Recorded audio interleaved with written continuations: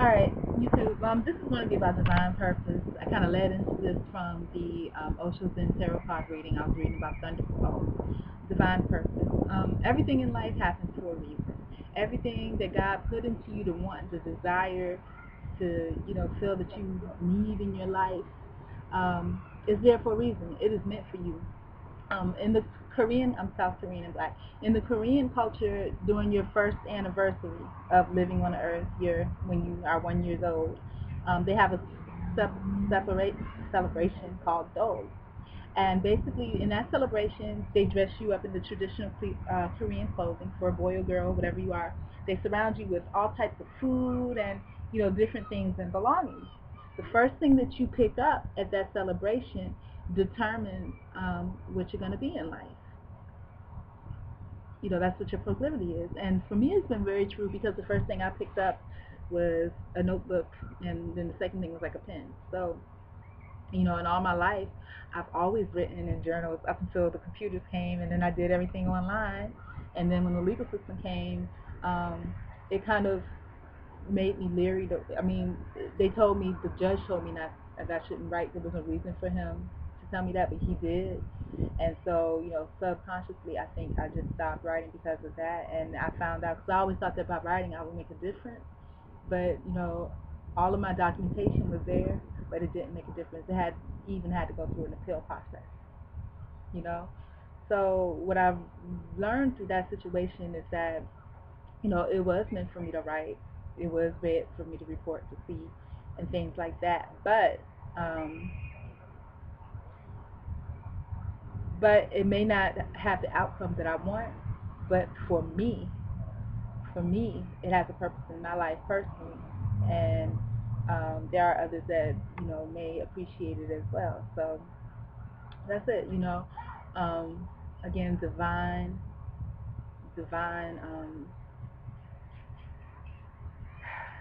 divinity, just in the presence of life, and divine outcome, the way things are supposed to be.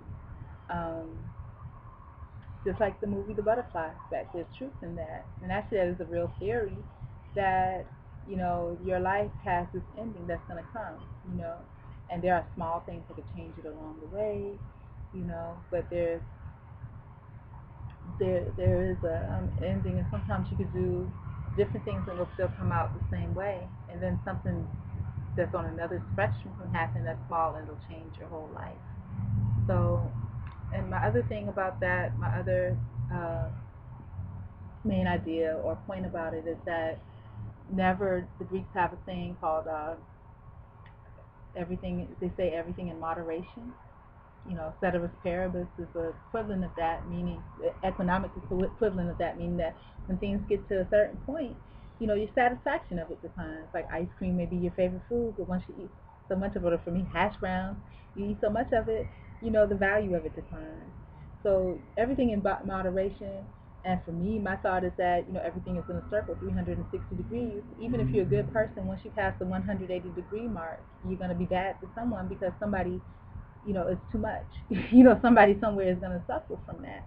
You know, think about back in the, I guess, early 90s, late 80s, when they were the abortion killings, the Christians, just, well, now, the Christians, people that are professing to be Christians, going to the extent where they're abusing and harassing and battering gay people, So, a good thing, once you cross the 180-degree mark, it becomes totally something else. So whatever it is in your life that you want to do, that you were meant to do, that you feel in your heart to do, it's true. You were meant to do it. Just keep on pushing on. Don't stop. You're human, so you're gonna fall. You're gonna rest sometimes. It's a learning process. Some of us don't have adults in our lives that can, tell us these things. But it's a learning process. You're gonna fall. You're gonna fall. People are gonna knock you down. You're gonna get bruised, right? Some permanent scars and bruises. You're gonna get something permanent. But that's all a part. That's all a casualty of living. You know what I'm saying? That's part of being alive. That's part of the joy of being alive. So take your scars and bruises. But the most important thing is for you to always, know yourself, know who you are, know what you stand for, know what you will and will not stand for. Um, and also, don't be so stuck in your processes, because again, too much of anything is bad, that people And that's my thing. I'm so open. They'll everything, and then they pull a pin out, and it all falls. And it all falls down. I mean, always realize that nothing is permanent. It could all change in a matter of a second. I could be sitting at this park right now, and because that's kind of how the legal thing happened. I didn't know what was going on. I was at home looking for another job and cleaning up. you know, I could be sitting at the park right now, and next thing you know, I could have like swarms of FBI, and that's kind of what happened. I was actually on a webcam when I was at home that day, come in and take everything, and everything right now is really nothing because I don't have anything. But tomorrow's never promised. You never know what's gonna happen next, and that's the excitement of life. It's an adventure. You know. Right now, I don't know. I love my life. I have kind of this is my life right now. It's kind of I don't know. It's just life. Sometimes I have this deep romance with myself, but it's just life. I love it. You know, it's like I'm on a date with myself daily. And then the other thing, positive affirmations. I know all of us heard of those, and when we were little, it just seems so corny. Saturday Night Live used to do corny jokes about it. There's some YouTubers that actually, did some pranks where they would go into a doctor's office and the doctor would turn around and give himself a pep talk before performing whatever he had to perform.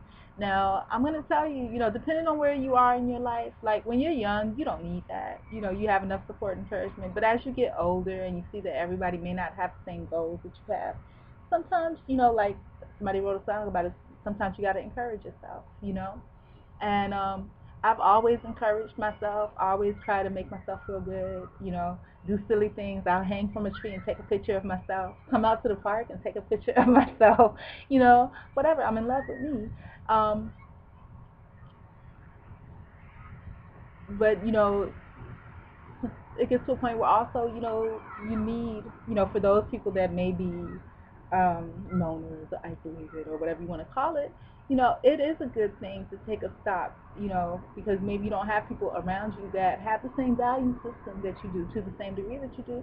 Take a stop. When you wake up in the morning, you be sure that you are the first person that you greet in the morning, and that'll set the tone for how you greet everybody else during the day.